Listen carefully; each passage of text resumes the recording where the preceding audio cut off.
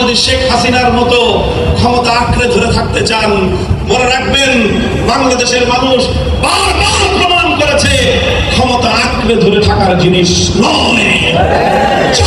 ক্ষমতাকে কুক্ষিগত করে জনগণের বুকের উপর জোর করে বসে থাকতে চায়, বাংলার মানুষ তাদেরকে শুধুমাত্র ক্ষমতার মসনদ থেকে নয়, বাংলাদেশের সীমান্ত থেকে বিতাড়িত করে দেয়।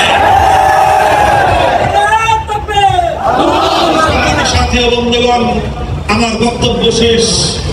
আমরা এই কথাগুলো বলতে চাই যে এই যে গণভোটের গণরায় 70% মানুষের অধিকার নিয়ে আমরা কথা বলছি, এই বাংলাদেশে যদি জুলাই সনদ বাস্তবায়ন হয়, আমরা বলছি আগামীর বাংলাদেশ হবে 47, 71 এবং 24-এর ভিত্তিতে।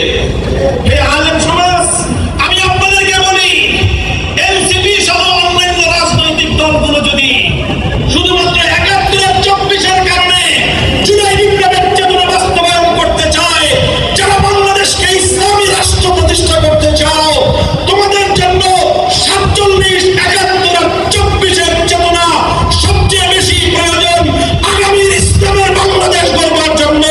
তাই জুলাই বিপ্লবের চেতনাকে বাস্তবায়ন করতেই হবে আমাদেরকে।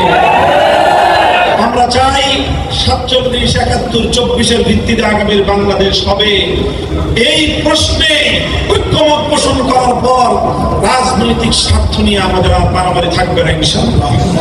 আগামীর বাংলাদেশকে সেই 24-এর জুলাই চেতনার ভিত্তিতে 47, 71, 24-এর মাইল ফলকের উপর প্রতিষ্ঠার এক দীর্ঘ সংগ্রামের দাওয়াত